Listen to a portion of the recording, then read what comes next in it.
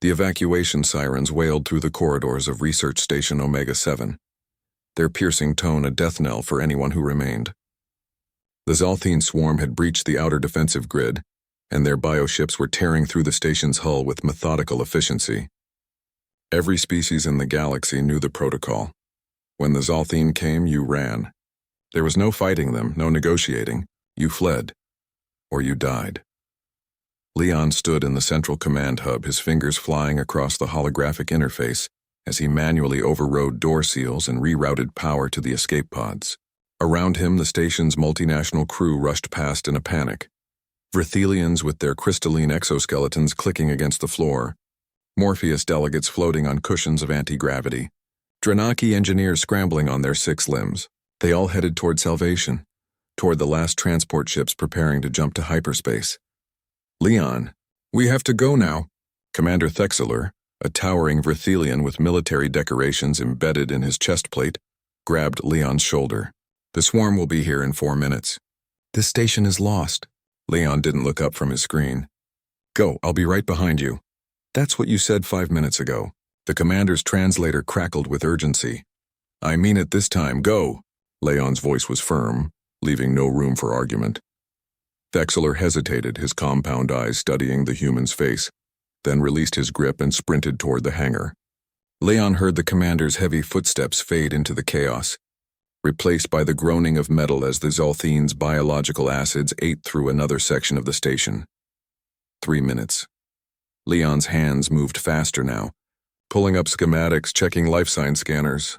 The station was nearly empty, just a few dozen stragglers making their final dash to safety. But there, in Section 7, Subsection D, a single life sign remained motionless. Elsa. His heart clenched. She hadn't responded to any communications for the past 20 minutes. The lab she'd been working in had been sealed by automatic blast doors when the hull breach occurred, trapping her in a section that was now filling with toxic atmosphere. 2 minutes, Leon abandoned the command console and ran. His boots pounded against the deck plates as he navigated corridors already buckling from structural damage. Emergency lighting cast everything in hellish red, and the temperature was rising as life support systems failed one by one. He could hear them now, the wet, chittering sounds of the Zalthine as they scuttled through breached sections, their collective consciousness seeking any remaining organic matter to consume. The blast door to Section 7 loomed ahead, its surface scorched and dented. Leon slapped his hand on the manual override panel, but the system was dead. He grabbed an emergency plasma cutter from the wall mount and ignited it, the blue-white flame casting his shadow in dancing patterns. 1 minute. Come on, come on, Leon growled, dragging the cutter along the door's seal. Molten metal dripped to the floor, hissing and smoking. Behind him, the chittering grew louder. The swarm was close. The door gave way with a shriek of tortured metal, and Leon kicked it open.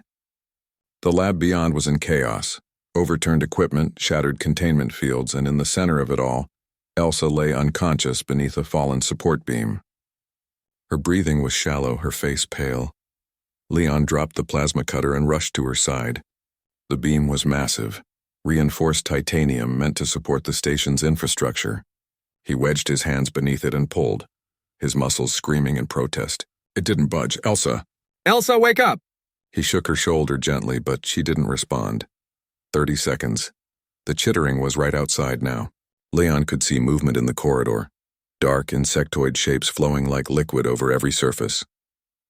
The Zalthine had arrived. Leon made his decision in an instant. He positioned himself over Elsa, protecting her body with his own, and activated his emergency beacon. It was a futile gesture. No ship would risk jumping back into a Zalthine-infested zone. But he pressed the button anyway. Then something impossible happened. The station's main power, which had been failing, suddenly surged. Every light in Section 7 blazed to life with blinding intensity.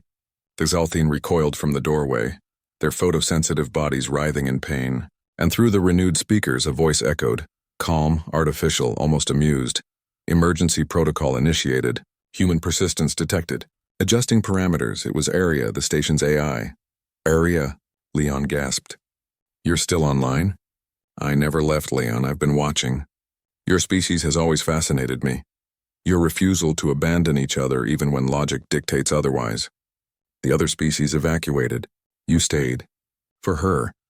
The support beam suddenly shifted, lifted by the station's remaining servo arms extending from the walls. Leon didn't waste time questioning it. He scooped Elsa into his arms and ran. Arya guided him through corridors that shouldn't have been accessible, sealing doors behind him to block the swarm's advance, rerouting power to maintain atmosphere in his path. The AI had become his guardian, using every remaining resource to keep him alive. Why? Leon panted as he ran. Why help us now?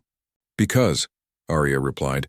In all my calculations and all my data on every species in the galaxy, only humans consistently demonstrate this irrational behavior.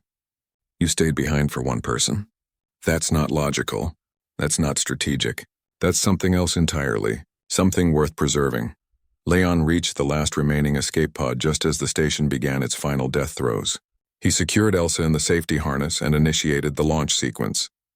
As the pod jettisoned into space, Leon looked back at the dying station, now almost completely overrun by the Zalthine swarm. Thank you, Arya, he whispered. The AI's response came through the pod's comm system, faint and breaking apart. Thank you, Leon. You've taught me something today. Humanity doesn't survive because you're the strongest or the smartest. You survive because you refuse to leave each other behind. That is truly remarkable. The transmission died and the pod's engines engaged, carrying them toward the distant fleet. Elsa stirred in her harness, her eyes fluttering open. Leon, what happened? Leon smiled, exhausted and relieved. We stayed behind, and then we made it out. Together.